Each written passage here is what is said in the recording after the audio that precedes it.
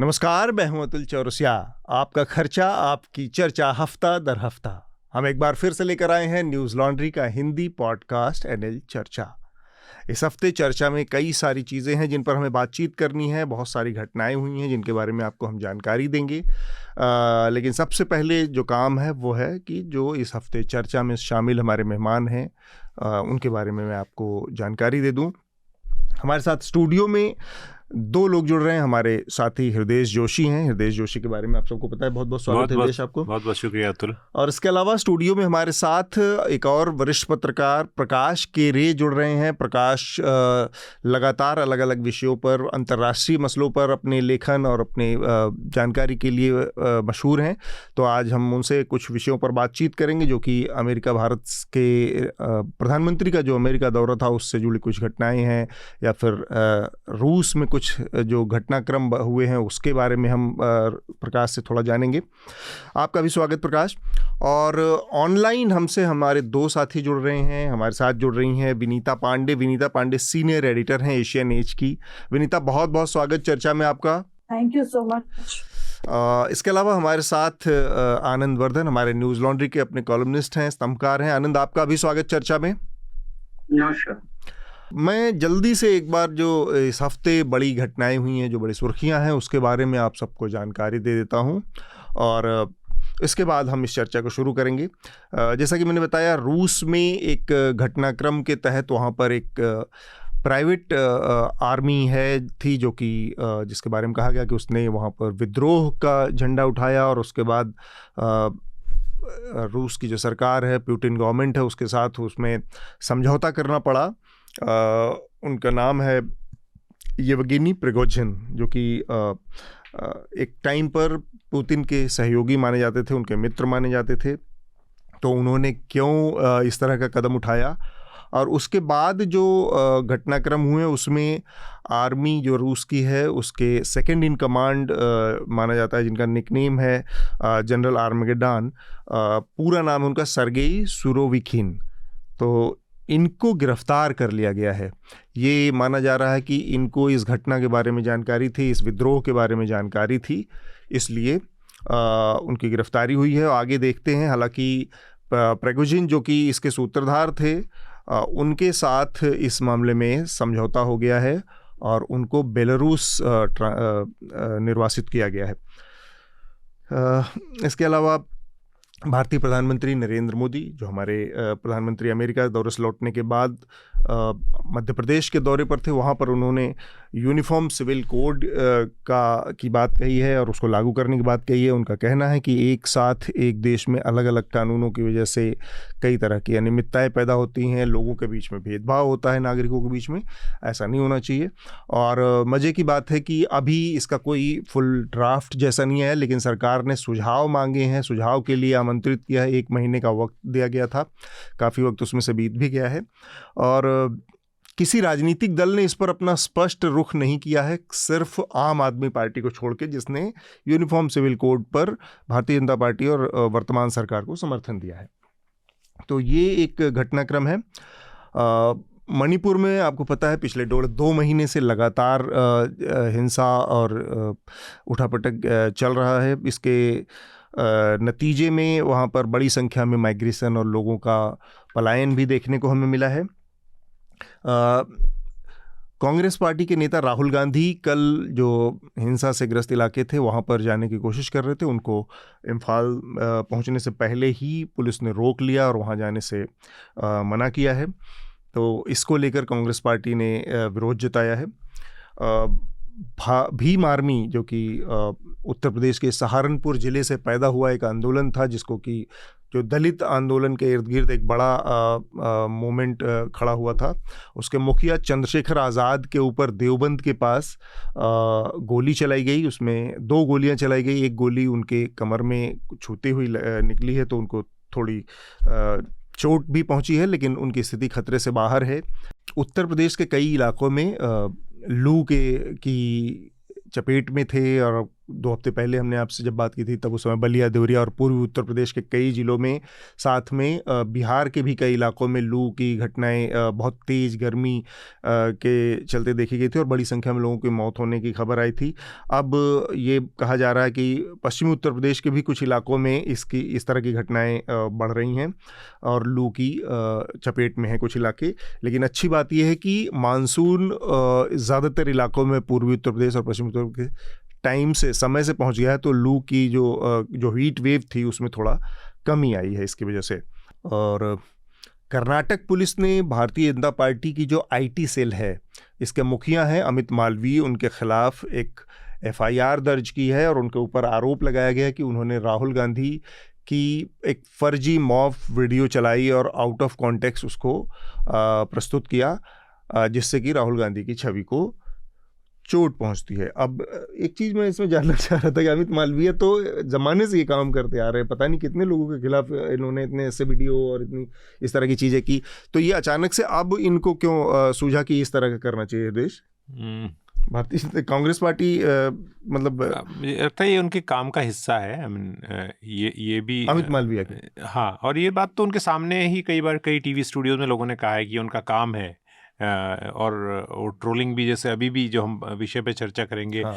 White house ने जिस पत्रकार को सवाल पूछने के लिए डिफेंड किया, उन्होंने उसके लिए भी बयान दिया था। लेकिन एक इम्पोर्टेंट खबर आप बताने वाले हैं या नहीं, हाँ। मैं वो कहना चाहता हूँ कि जो इम्पोर्टेंट मुझे कल लगी बहुत और इंटरेस्टिंग भी है, वो तमिलनाडु से आई है। तमिलनाडु के जो गवर्नर ने वहाँ के एक मिनिस्टर को डिसमिस कर दिया, सेंथिल बालाजी को, RN रवि ने।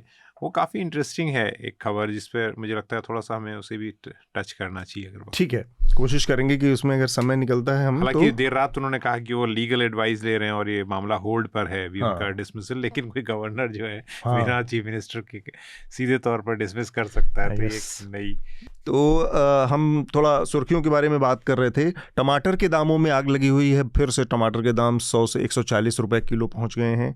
हालांकि ये टमाटर पता नहीं क्यों जरूरत से ज़्यादा चर्चा पा रहा है। अगर आप सब्जी मंडी में गए हों हाल फिलहाल के दिनों में, तो हम मतलब पुराने समय से कंपेयर तो नहीं करना चाहिए, इकोनॉमी बहुत बढ़ गई है और सबकी आय भी बहुत बढ़ गई। इसके बावजूद हमारे बचपन में एक कहावत कही जाती थी कि रुपए में 4 सब्जी, मतलब भिंडी, तोरी, नेनुआ और करेला, वो गर्मियों की जो 4 सब्जियां होती थी 1 रुपये लेके जाते थे और 250-250 ग्राम 1 किलो सब्जी लेकर आते थे। इस समय उन सब्जियों की कोई कीमत नहीं थी क्योंकि बहुत बहुतायत में आती हैं। उस टाइम पर भिंडी, तोरी और ये सब्जियां भी 80 रुपये से 100 रुपये किलो के बीच बिक रही हैं। टमाटर के चक्कर में उनकी चर्चा नहीं हो रही है, तो सब्जियों की महंगाई चरम पर है। एक दो और खबरें, जैसा एक तो देश ने जिक्र कर ही दिया कि किस तरह से जो अमेरिका दौरे पर जब प्रधानमंत्री थे तो उनसे जो सवाल पूछने वाली वॉल स्ट्रीट जर्नल की पत्रकार थी सबरीना सिद्दीकी, उनकी बड़े पैमाने पर ट्रोलिंग की गई, ये से ऐसा कहा जा रहा है। प्रकाश से मेरी इस मामले पर बात हो रही थी तो प्रकाश ने एक बहुत इसका और भी कुछ पहलू रखे थे कि ये जो ट्रोलिंग पूरा फिनोमेना है इसको हम कैसे देख सकते हैं, तो उस पर हम आज बात करने की कोशिश करेंगे। हमारे साथ चूँकि विनीता भी हैं और आनंद भी हैं। महिलाओं को शायद ऑनलाइन ट्रोलिंग का जो झेलना पड़ता है और उनके साथ जो रवैया होता है उस नज़रिए से भी इसको थोड़ा हमें समझने की कोशिश करनी है। और यूनिफॉर्म सिविल कोड का, जैसा मैंने पहले बताया कि अकेली पार्टी जो अभी तक सामने आई आम आदमी पार्टी, उसने यूनिफॉर्म सिविल कोड का स्वागत किया है। और एक और घटनाक्रम, निर्मला सीतारमण जो कि हमारे वित्त मंत्री हैं, उन्होंने अमेरिका के पूर्व राष्ट्रपति बराक ओबामा के ऊपर हमला बोलते हुए कहा है कि वो व्यक्ति जो 6 मुस्लिम बहुल देशों के ऊपर बम गिराने का अपराधी है, और उसके बाद उन्होंने एग्जैक्ट नंबर कोट किए कि कितने हज़ार बम गिराए उन्होंने। वो व्यक्ति अगर ये कहे कि भारत में जो माइनॉरिटीज़ की स्थिति है उसके बारे में मोदी से सवाल करना चाहिए, तो ये बात ठीक नहीं है। तो ये भी उसी का एक पहलू है जो सबरीना सिद्दीकी का सवाल है। हम अपनी चर्चा को शुरू करेंगे, उससे पहले जिस पर हम एक गहन और थोड़ा विस्तार से बातचीत करने की कोशिश कर रहे थे, जिस पर हमारा फोकस होना था, वो था अर्बन जो सिविक इंफ्रास्ट्रक्चर है, जो शहरी सुविधाओं की स्थिति है और उसमें जो आम आदमी की सुरक्षा की स्थिति है, उस पर हम थोड़ा विस्तार से बात करना चाह रहे थे आज की चर्चा में। अब हाल ही में दिल्ली में एक घटना आई सामने, जिसमें नई दिल्ली रेलवे स्टेशन के पास एक शिक्षिका थी 34 वर्षीय, उनकी मौत हो गई क्योंकि स्टेशन पर एक ओपन इलेक्ट्रिक वायर तार खुला हुआ पड़ा था और उनको बिजली का करंट लग गया, जिसकी वजह से इनकी मौत हो गई। ऐसी मतलब अलग अलग शहरों से कांस्टेंट स्पीड से कुछ घटनाएं आती हैं। जैसे हम अगर देखें कि अभी 10-15 दिन पहले की बात है, बारिश हुई, जब पहला मानसून की बारिश हुई बेंगलोर में, और बेंगलोर में एक फ्लाईओवर के नीचे एक आदमी फंस गया अपनी कार में और वहाँ पर डूब के उसकी मौत हो गई, फ्लाईओवर के नीचे। बॉम्बे से खबर आई थी पिछले के मानसून के टाइम थाने में कि किस तरह से मेन होल खुला रह गया था और बारिश आई तो पानी भर गया, सामने कोई जा रहा है और अंदाज़ा नहीं लगा। अभी गुड़गांव में जो वो महिला की कार फंस गई थी।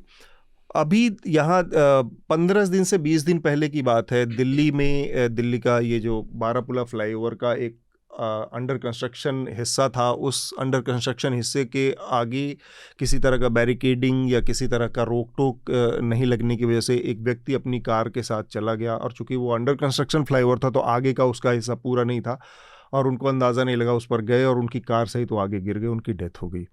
दिल्ली में 3-4 साल पहले एक घटना आई थी कि मेन सीवर का मेन होल हाईवे के बीच में खुला छोड़ गए सफाई कर्मचारी, और रात में एक युवक बाइक से उसमें गिरा और उसकी डेथ हो गई ऑन द स्पॉट। इस तरह की घटनाएं लगातार। लखनऊ की एक घटना में ज़रूर जिक्र करना चाहूँगा कि बारिश अचानक से आई तो कुछ लोग एक बड़े से होर्डिंग के नीचे जाके खड़े हो और पूरी की पूरी होर्डिंग बड़बड़ा के गिर गई उनके ऊपर। बहुत रैंडम तरीके से अजीबोगरीब, अवांछित, अनएक्सपेक्टेड जगहों से लोगों की ऐसी जहाँ लोग उम्मीद नहीं करते कि यहाँ पर उनके साथ कुछ इस तरह की घटना हो जाएगी जो जानलेवा साबित हो सकती है। इस तरह की घटनाएं लगातार शहरों में सुनने को मिलती हैं। बहुत लोगों को लगता है कि मतलब आप सोच भी नहीं सकते कि यार ऐसे तरीके से भी किसी की मौत हो सकती है। फिर आपके अंदर ये शहरों को लेकर हमारे यहाँ इतना, और शहरों में जो लापरवाहियाँ हैं, इसकी अकाउंटेबिलिटी जो फिक्स होनी है। जैसे नई दिल्ली रेलवे स्टेशन का ही मामला ले लें हम, या मेन होल, पब्लिक मनी का इन्वेस्टमेंट बहुत बड़े पैमाने पर होता है। लोगों का जो उसके लिए जिम्मेदार लोग हैं वो पब्लिक मनी और टैक्स के पैसे से उनका खर्च चल रहा है, उनकी सैलरी जा रही है, उनको 20 तरह की और सुविधाएं मिल रही हैं। इसके बावजूद वो लोग जब इस तरह की लापरवाही करते हैं जो कि जानलेवा साबित होती हैं, तब भी किसी बड़े बदलाव उसकी तरफ हम नहीं उठते।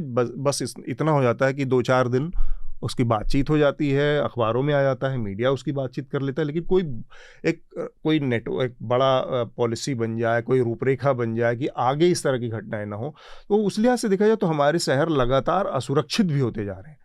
इतनी बड़ी पॉपुलेशन, इतना बड़ा इंफ्रास्ट्रक्चर, इतना बड़ा नेटवर्क, एक ही जगह पर सारे लोग आके कॉन्सेंट्रेट होकर रह रहे हैं और इतने असुरक्षित तरीके से रह रहे हैं।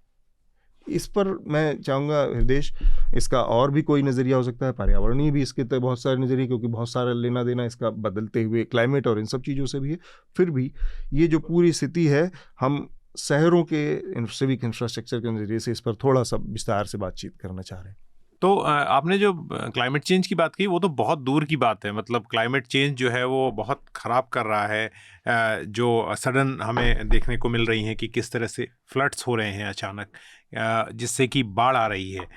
और दूसरे जो पहाड़ी इलाकों में, हिमालयी इलाकों में जो शहर बसाए जा रहे हैं वो वैसे ही बसाए जा रहे हैं जैसे शहर मैदानी इलाकों में बसाए जाते हैं, और वो बहुत ही क्लाइमेट के हिसाब से बहुत वल्नरेबल हैं। तो लेकिन इस पे मैं बाद में बात करेंगे, ये तो बहुत सिंपल बात है। लेकिन छोटे छोटे जो नियम हैं, छोटे नियम हैं, उनको लागू करने में म्युनिसिपल बॉडीज़ जो हैं वो कई बार क्लाइमेट चेंज का बहाना लेती हैं।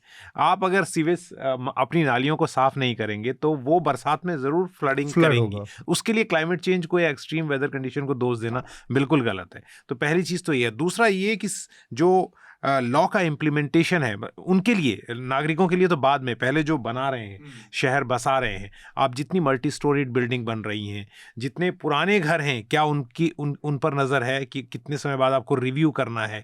बिल्डिंग्स को गिराया भी जाता है बनाने के बाद कि इतने लाइफ टाइम के बाद, जैसे हम देखते हैं मुंबई में स्लम इलाकों में या पुरानी दिल्ली के इलाकों में बिल्डिंग्स गिर जाती हैं अचानक, क्योंकि कोई इस बात का आकलन नहीं करता है कि इस बिल्डिंग की लाइफ हो गई है और ये ओवर स्ट्रेस्ड है, कभी भी गिर सकती। बिजली की तारें जो आपने कहा, तो ये इसको एकदम लोग सिविक सेंस कहते हैं। सिविक सेंस जो है वो लोगों के ऊपर है कि वो कैसे रहते हैं, लेकिन उससे पहले लॉ का इम्प्लीमेंटेशन। और दूसरा, जैसे कई बार, फिर से मैं आऊँगा कि कई बार ऐसे इलाकों में जहाँ नहीं घर बनने चाहिए, वहाँ पर अगर घर बनते हैं, जैसे नदियों के किनारे, तो केदारनाथ डिजास्टर में हमने देखा कि किस तरह से लोगों के घर बह गए थे, तो वो केवल लोगों की गलती नहीं होती है, वो इसलिए भी होती है क्योंकि बहुत बड़ा उसमें करप्शन इन्वॉल्व होता है, और खुद जो अधिकारी हैं, सरकारें हैं, वो लोगों को वहाँ पर ज़मीन बेचने का घोटाला करती हैं और बसाती हैं। तीसरी और आखिरी चीज़, ताकि बाकी गेस्ट बात करेंगे, वो ये कि कई बार नई नई राजधानियों के नाम पे ऐसे शहर बसाए जाते हैं जो बिल्कुल पैसे का मिसयूज़ है। और इसका उदाहरण मैं एक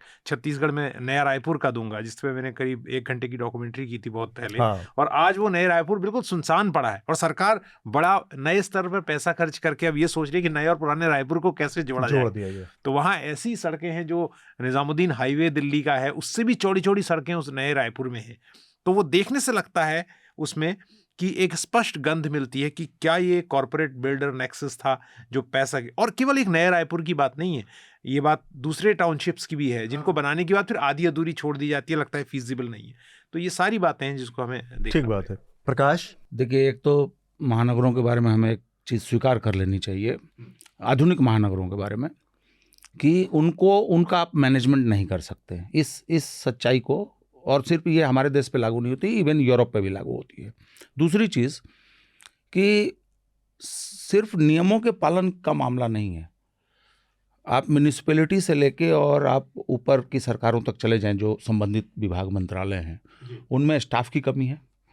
जो आप लेबर, सुपरवाइजर और जो बाकी जो ह्यूमन रिसोर्स आप लगाते हैं चीज़ों को बनाने में, उनके स्किल का लेवल आप देख लें, किसी को पता नहीं। जैसे ये तार किसी ने छोड़ दिया, मैनहोल को खुला छोड़ दिया, और जिस दिन उस महिला की घटना हुई है उसके कुछ घंटे पहले या कुछ देर पहले ये दिल्ली में एक और घटना हुई है, क्योंकि ये नई दिल्ली की घटना थी, तो बिल्कुल उसी दिन एक घटना हुई सेम टाइम। और तीसरी चीज़ मैं कहूँगा, जो यूरोप से और अमेरिका से जो फ़र्क है हमारे देश के सिविक एडमिनिस्ट्रेशन में, कि यूरोप में और यूनाइटेड स्टेट्स में, कनाडा में जो लोकल बॉडीज़ होती हैं, जो शहरी एडमिनिस्ट्रेशन है, उसको बहुत पावर है और उसको अख्तियार दिए गए हैं। वो नियम बना सकते हैं, वो फाइन लगा सकते हैं, वो बहुत तरीके की चीज़ें कर सकते हैं। हमारे यहाँ जो म्यूनिसिपैलिटीज़ हैं या नगर निगम है, कुछ को छोड़ दें आप, बम्बई, पूना, दिल्ली, कुछ जो धनी, जो सो कॉल्ड धनी हैं, उनको आप छोड़ दें तो सारी की सारी म्यूनिसिपैलिटी पूरे देश भर में, और आपकी ग्राम पंचायतें तो ऑब्वियसली वो सब डिपेंडेंट हैं स्टेट गवर्नमेंट पर या सेंट्रल एलोकेशन पे। तो एक तो आपके पास फंड का मामला हो गया, एक मैंने बताया स्किल का मामला हो गया, एक जो सर ने बताया कि आप छोटे छोटे मामूली नियमों का भी आप पालन नहीं कर रहे हैं।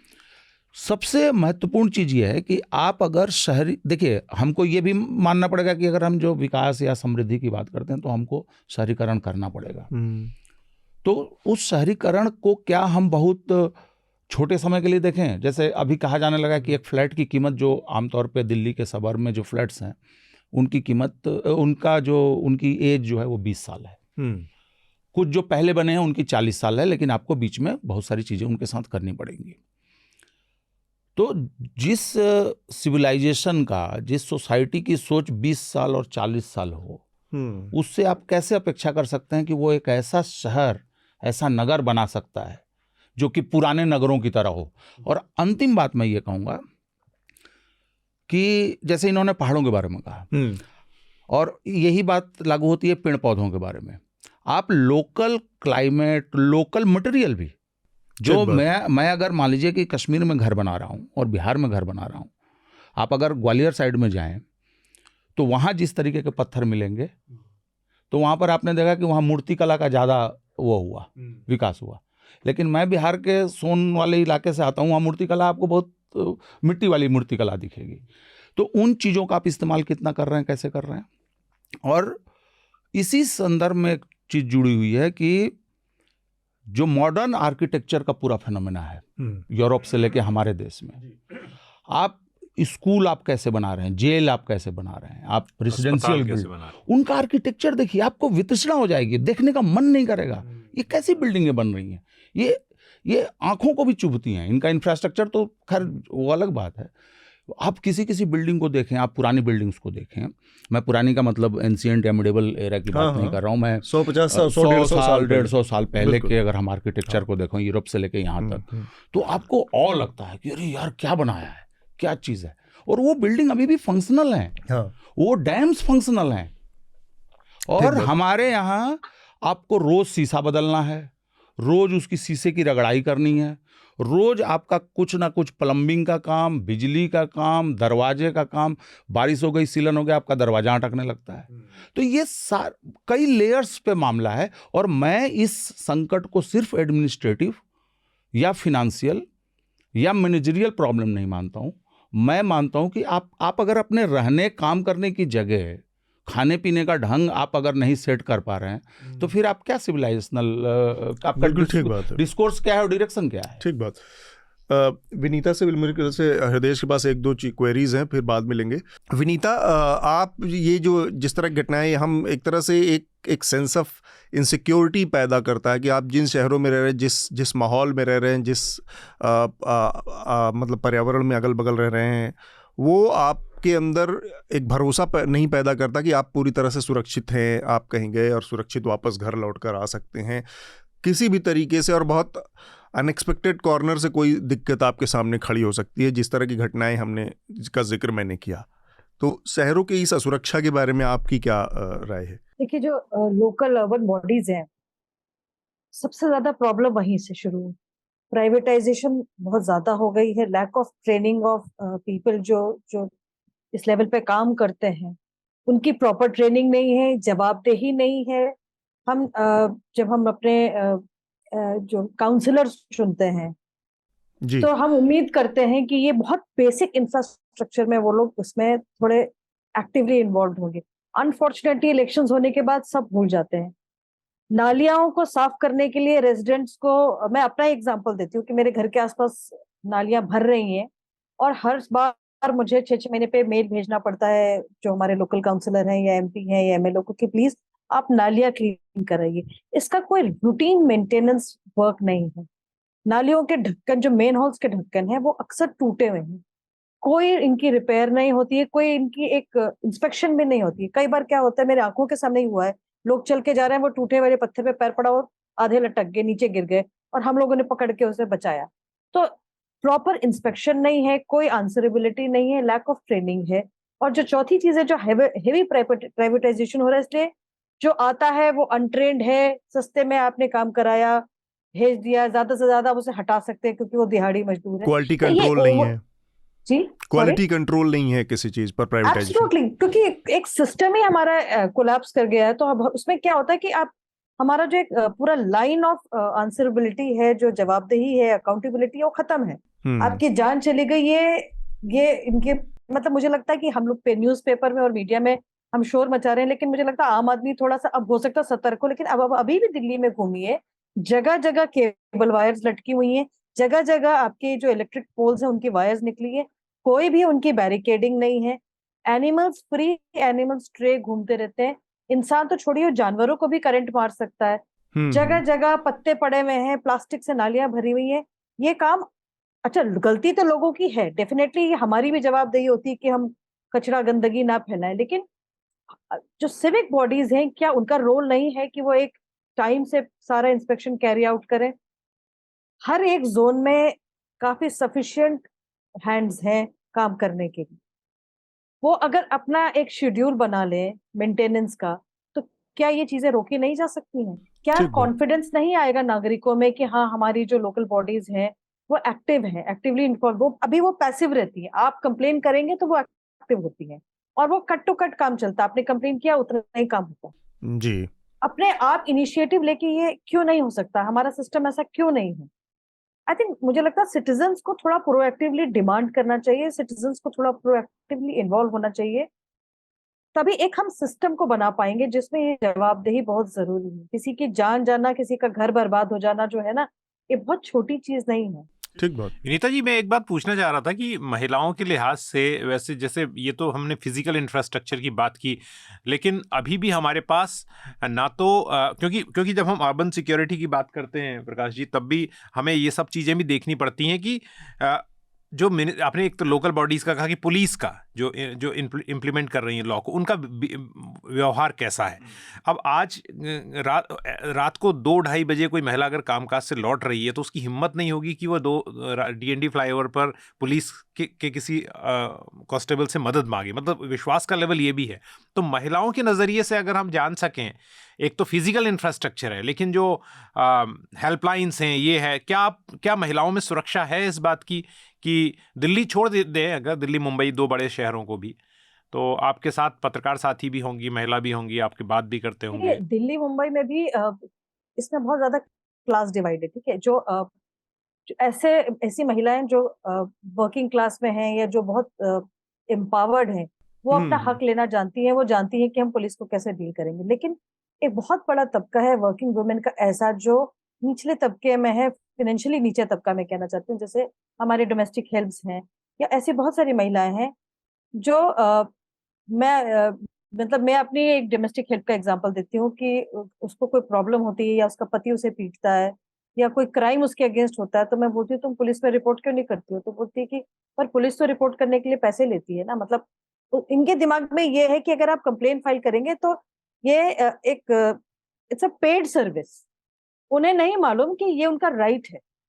तो ये पुलिस ने अपनी छवि खुद बना दी है कि हम कुछ भी करने के लिए पैसे लेते हैं। और मुझे बड़ी हैरानी हुई, मुझे उसको समझाना पड़ा कि नहीं, ये पेड सर्विस नहीं होता है, ये तो ऐसी चीज है जो आपका हक है, आप कंप्लेन करिए, पुलिस एक्शन लेगी। तो बोली नहीं, आप गलत बोल रही हैं, पुलिस को पैसा देना होता है तब पुलिस आती है, तब पुलिस एक्शन लेती। हाँ, एक चीज इसमें तो ये पुलिस सर्विसेज या जो ऐसी जो बेसिक सर्विसेज हैं, इन लोगों को बहुत एफर्ट्स देना पड़ेगा कि लोगों में कॉन्फिडेंस आए। मैं अपनी बात करूंगी तो मुझे अपना राइट लेना आता है, लेकिन ऐसे बहुत सारे लोग हैं जो डर के हमारे चुप रह जाते हैं, क्राइम को टॉलरेट कर लेते हैं, क्योंकि उनको पुलिस में कॉन्फिडेंस नहीं है, भले ही वहां पे महिला ही पुलिस क्यों ना हो। बात करने का तरीका इन्हें नहीं आता है। पहला जबान पे जो है वो सेंसिटिविटी नहीं है कि कोई परेशान होके आया तो आप उसे ठंडा कीजिए, पानी दीजिए, उसे थोड़ा सिंपैथेटिकली, कंपैशन से डील करिए। ये चीजें हमारी सिक्योरिटी फोर्सेस में नहीं है। हाँ, ठीक बात है। आनंद, इसका एक और पहलू है जिस पर मैं आपकी टिप्पणी लेकर और फिर चाहूँगा कि चूँकि प्रकाश ने उस इशू को उठाया कि पैसे का लैक ऑफ फंड की भी बात आती है, लेकिन ये बात अगर हम दिल्ली बॉम्बे के कॉन्टेक्स्ट में करें तो ये बहुत धनी है और ये सरप्लस स्टेट जैसी स्थिति है इनकी। यहाँ पर पैसे का वो मसला नहीं है। यहाँ पर जो दिक्कत हमें सामने आती है वो सामने आती है कि एक रिस्पॉन्सिबिलिटी को लेकर लेथार्जी का, एक लापरवाही का भाव, सरकारी जो काम को लेकर एक धारणा बन गई कि सरकारी कर्मचारी है, लापरवाह होगा, वो चीज़ कदम कदम पर दिखती है। अब अगर मेन होल खोल कर कोई छोड़ के चला गया और उसकी वजह से हुई। दूसरा ये कि हमारे यहाँ सरकारी सिस्टम में अकाउंटेबिलिटी फिक्स करने का सिस्टम लगभग ज़ीरो है कि जिस आदमी के अंडर में वो पर्टिकुलर पोल था, जिसने वहाँ रिपेयरिंग की, जिसने वहाँ पर तार छोड़ दिया, उसके खिलाफ क्या कार्रवाई हुई। जिस आदमी ने मेन होल का ढक्कन खुला छोड़ा, क्या उसके खिलाफ कल्पेबल होमिसाइड या इस तरह का कोई कार्रवाई हुई कि जिसने गैर इरादतन हत्या हुई हो, मौत हुई, एक आदमी की, मर गया। ये जो सिस्टम, सफाई कर्मचारी मर जाते हैं। हाँ, सफाई कर्मचारी मर रहे हैं जो मैनुअल स्कैवेंजिंग में, यहाँ हाथ से सफाई घुस गए सीवर होल में। अकाउंटेबिलिटी का मामला ज़ीरो है हमारे यहाँ। इसकी वजह से ये जो अनएक्सपेक्टेड, मतलब अवांछित तरीके से लोगों की मौत हो जाती है, उस पर भी हम 1-2 दिन बाद, और एक लिहाज से मैं कहूँ तो हम एकदम से इम्यून भी होते जा रहे धीरे धीरे कि ठीक है आज हुआ कल भूल गए। हमारे अंदर मतलब कोई बहुत ज़्यादा उसको लेकर उत्तेजना भी इस तरह की नहीं होती इन जनरल कि यार ऐसे किसी की मौत नहीं होनी चाहिए। और वो भी इस उम्र में अकाल मौतें, मतलब जब आप 40 साल 30 साल 35 साल बच्चे 22 साल 20 साल के हैं, जब आपके पास देने के लिए बहुत कुछ है, तब आपके साथ इस तरह की घटनाएं हो रही। आनंद, देखिए, इसको कई स्तर पर देखा जा सकता है। एक जो इमीडिएट ट्रिगर है जिस पर यह चर्चा शुरू हुई, जो दिल्ली में रेलवे स्टेशन पे जो महिला शिक्षिका की मौत हुई करंट लगने से, अब उसी का जो डेटा है वो इतना है कि मुझे नहीं लगता, जैसा कि आपने कहा, कि कोई असुरक्षा की भावना पैदा करती है, क्योंकि ये इतना सामान्य है, इसका नॉर्मलाइजेशन ऐसा हो चुका है कि 2021 में जो नेशनल क्राइम्स ब्यूरो, मान लीजिए नेग्लिजेंस में उसको क्राइम रिकॉर्ड्स में भी रखा जा सकता है, तो जो नेशनल क्राइम रिकॉर्ड ब्यूरो में आप जाएं तो डेटा जो अवेलेबल है वो 2021 सिर्फ एक साल का जो लेटेस्ट ईयर है जिसका डेटा अवेलेबल है। करंट लगने से जो इस तरह के केबल या किसी भी तरह के नेकेड वायर जो नंगी तार से करंट लगने से मृत्यु की संख्या सिर्फ 2021 में भारत में 12,500 थी, जो कि प्रत्येक दिन 34 ऐसी मौतें हुई। हाँ, प्रत्येक दिन 2021 में 34 मृत्यु सिर्फ करंट लगने से हुई। तो जब सामान्यीकरण इसका ऐसा हो चुका है, नॉर्मलाइजेशन ऐसा हो चुका है, तो हर दिन आप जो है एक भाग्य के विरुद्ध एक युद्ध जीतते हैं अगर जीवित हैं तो पब्लिक स्पेस जी। तो और एक इसमें यही सब जब चल रहा था, जैसे पैरेलल घटना है, जैसे आप मैनहोल की बातें कर रहे हैं, जैसे नीचे तो आप कहीं खिसक कर अपनी जान दे ही सकते हैं, ऊपर से भी आप पर हमला हो सकता है होर्डिंग गिरने से। जी। जो बिलबोर्ड्स गिरने से लखनऊ में मौतें हुई, उसी समय तमिलनाडु में कोयम्बटूर में बिलबोर्ड्स जो हैं जो होर्डिंग गिरने से मौत हुई, और कोयम्बटूर में जो होर्डिंग थी वो भी इलीगल, जी, वहाँ होर्डिंग लगाना भी मना। तो ये उत्तर और दक्षिण में दोनों में एक मृत्यु का एक हवाई हमला जो है लखनऊ से लेके कोयम्बटूर तक है।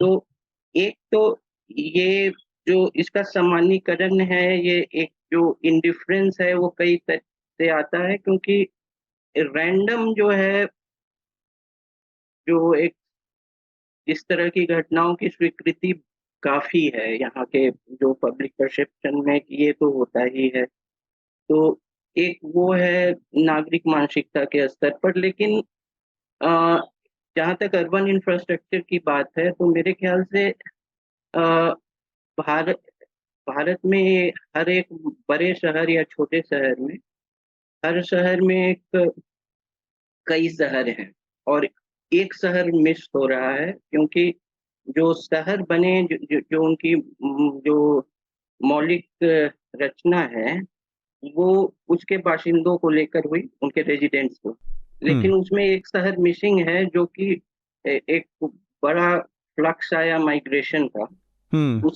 उसके लिए ये शहर नहीं है।